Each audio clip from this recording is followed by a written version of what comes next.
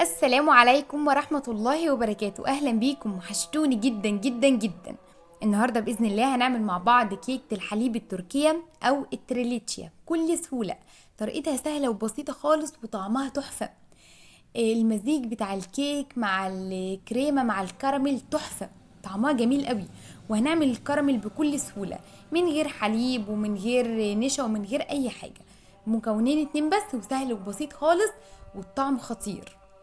احلى واطعم كيكه هتدوقوها في حياتكم، طعمها تحفه، طعمها حلو قوي. والصوص بتاع الكراميل عامل زي التوفي كده، حلو جدا. شايفين شكلها عامل ازاي؟ والكيكه هشه وشاربه اللبن وطعمها يجنن. متاكده ان كل اللي هيجرب الطريقه دي هتعجبه قوي قوي. بس قبل ما نبتدي الفيديو، لو اول مره بتشوفوني ما تنسوش تشتركوا في القناه وتحطوا لايك للفيديو ده لو عجبكم. ويلا بينا نسمي بسم الله ونصلي على اشرف خلق الله عليه افضل الصلاه والسلام. وتعالوا نشوف هنعمل الكيك القمر ده ازاي. احنا هنعمل السبونج كيك او الكيكه الاسفنجيه بفصل الصفار عن البياض. اول حاجه عشان نجاح الكيك الاسفنجي لازم ومهم جدا البولات اللي انا هعمل فيها تبقى ناشفه تماما من اي ميه. لازم البولات تبقى ناشفه.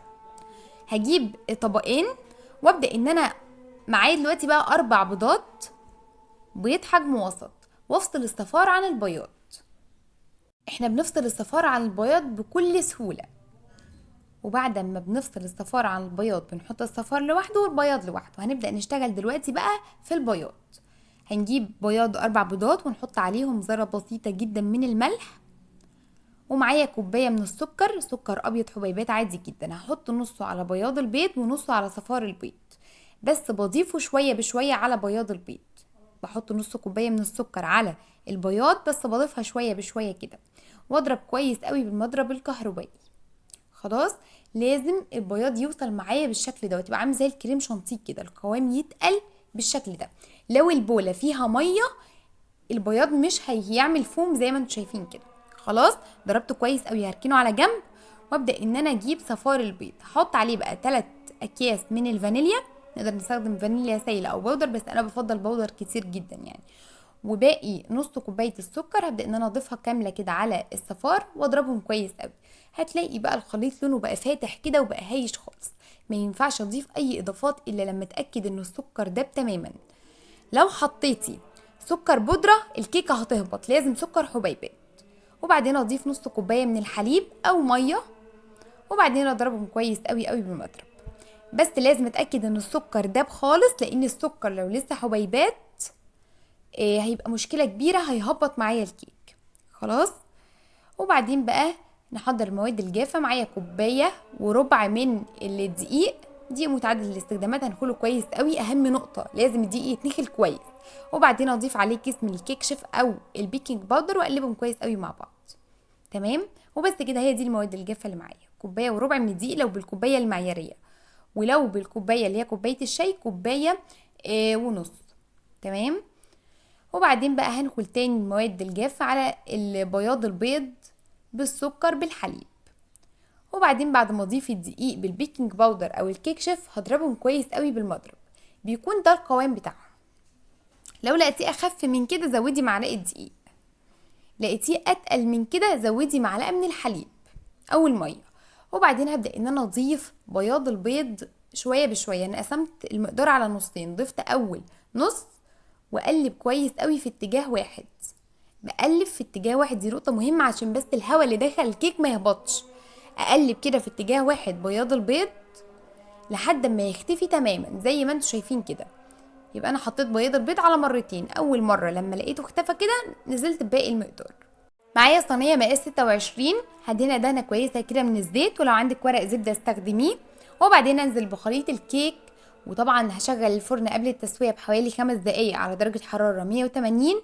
والكيك بياخد في الفرن نص ساعه. بعد نص ساعه بختبره، لقيته استوى تمام بطلعه، ما لقيتوش استوى بسيبه حوالي 5 دقايق كمان. ما بياخدش اكتر من كده. تعالوا بقى نحضر صوص الكراميل. اول حاجه اجيب حله كده على النار، النار طبعا متوسطه. هبدا ان انا انزل بكوبايه كبيره من السكر الحبيبات، بس يكون ابيض فاتح زي ما انتم شايفين كده. تمام. وما حركش السكر خالص خالص الا لما يبدا يتكرمل.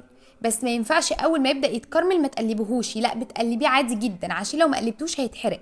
اول ما يوصل ويبقى باللون دوت كده بضيف كوبايه مليانه من الميه، بضيف كوبايه ميه. هتلاقيه اتكتل كده، مفيش اي مشكله خالص. تبداي ان انت تدوبيه، ويفضل طبعا الميه اللي انت تضيفيها دي تبقى ميه سخنه او ميه مغليه. تمام. هحط بقى ذره بسيطه جدا من الملح، يعني حاجه كده بين طراطيف صوابعك عشان تعادل السكر بتاع الكراميل. والبطل بقى بتاعنا النهارده اللي هيدينا طعم حلو قوي قوي عامل زي صوص التوفي كده، معايا شوكولاته بيضه، اللي هي الشوكولاته البيضه الخام، اللي هي شوكولاته المطبخ. انا معايا حوالي 6 مكعبات كده من الشوكولاته، وببدا ان انا اقلب كويس قوي. بتاخد معاكي حوالي 5 دقايق كده. اول ما تغلي هتلاقي الشوكولاته دابت وبقت زي الفل، بسيبه يغلي كمان دقيقتين واطفي عليه. خلاص هو بيتقل لما بيبرد. انا معايا الكيك خرج من الفرن، قشرت الوش عشان الوش مش هيتقشر الا لما يكون سخن، يعني لو سبت الكيك يبرد هيبقى صعب قوي ان الوش يتقشر. فانا قشرته اول ما خرج من الفرن هو لسه سخن كده.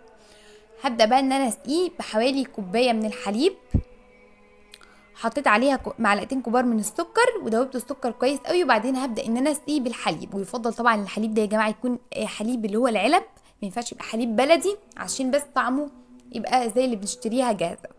انا معايا كوبايه الا ربع من الحليب المثلج، لازم يكون مثلج او ساقع كويس قوي. هحط عليه 4 معالق كبار من السكر الحبيبات او البودر. وبعدين معايا كوبايه الا ربع برضو من الكريم شانتيه الخام الغير محلى. وبعدين بقى بالمضرب الكهربي واضربهم كويس جدا جدا، لازم القوام يتقل خالص. طبعا الكيك برد تماما، شرب الحليب وبرد.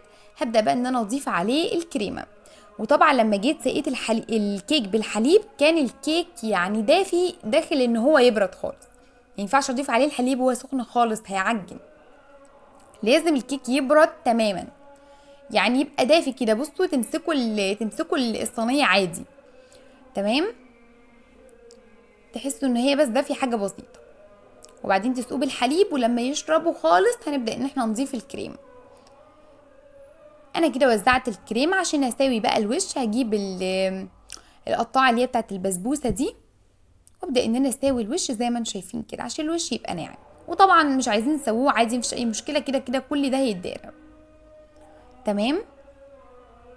طبعا بقى هحط الصينيه دي برضو في التلاجة كده حوالي 10 دقايق.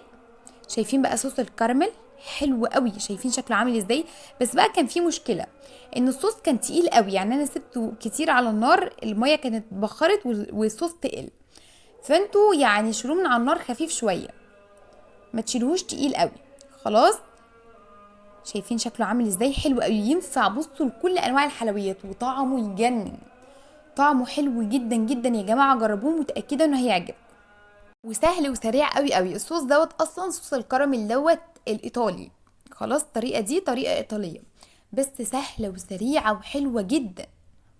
طبعا الكيك بقى بعد ما سبته في التلاجة كده حوالي ربع ساعه او 10 دقايق عشان بس الكريمه تتماسك. وبعدين احط بقى عليها الكراميل. في الوقت ده بقى كان في صعوبه قوي وانا بوزعه كده، بس دي مش مشكله. خلاص توزع برضو معايا كويس، بس اختلط طبعا مع الكريمه. وبعدين بقى جبت باقي الكريمه، حطيت عليها كده معلقتين من الحليب. طبعا ما كانوش معلقتين، يعني كانوا كوبايتين. حطيت كتير من الحليب فالكريمه سالت شويه. خلاص. فانتوا حاولوا تظبطوا الكريمه شويه اللي انتوا هتحطوها على وش الكيك، على الكراميل قصدي. تمام. بتظبطوا الكريمه كده، بتخلوا سمكها خفيف بس مش خفيف قوي زي ما انا عامله كده. وبعدين بعمل خطوط كده بالسكينه رايح جاي. وبدخل الكيك برضو حوالي نص ساعه كده التلاجة او الفريزر ايا كان بقى، بس طبعا كنت مستعجله جدا فدخلته الفريزر نص ساعه. وبعدين ببدا ان انا اقطع الكيك، بيبقى جاهز وزي الفل. والكيك ده حلاوته بقى ان هو يقعد في التلاجة اصلا، يعني الكيك ده حلاوته ان هو بيتاكل ساقع كده زي الجاتوه بالظبط. حلو جدا جدا. شايفين شكله صوص الكراميل عامل زي التوفي، يعني ما تحسوش ان هو صوص كراميل كده حاجه ملهاش طعم او حاجه عاديه، لا طعمه مميز جدا. طبعا اول واحده بتبوظ شويه معانا بس تاكل طبعا. نطلع بقى تاني واحده. شايفين شكلها عامل ازاي، كيك هش واسفنجي وحلو قوي قوي وطعمه تحفه. الكيك ده اصلا يعني ما عادش لتاني يوم، وخفيف، يعني شفتوا على قد المكونات الكتيره اللي احنا حطيناه فيها بس خفيف، طعمه حلو قوي، تاكلي قطعه واتنين وتلاته منه ما تزهقيش. بصوا حاجه كده في تناغم في الطعم مش طبيعي، يعني الكيك ده كل حاجه فيه لايقه على بعض. الكراميل مع الكيك يجنن. بصوا بقى، انسوا كل وصفات الكيك اللي انتوا عملتوها قبل كده، هتعملوا الكيك ده على طول. سهل وسريع وطعمه يجنن، وهيخلص في ساعتها، هيخلص بسرعة جدا. اي حد هيدوقه هيسألك عملتيه ازاي، اوعدك طعمه لذيذ لذيذة مش طبيعية. وبس كده حبايبي، الفيديو بتاعنا خلاص خلص. يا رب يكون عجبكم والطريقة تكون سهلة وبسيطة وكلكم تنفذوه، تقولوا لي ايه رأيكم فيه. واسيبكم في رعاية الله، واشوفكم على خير الفيديوهات الجاية. والسلام عليكم ورحمة الله وبركاته.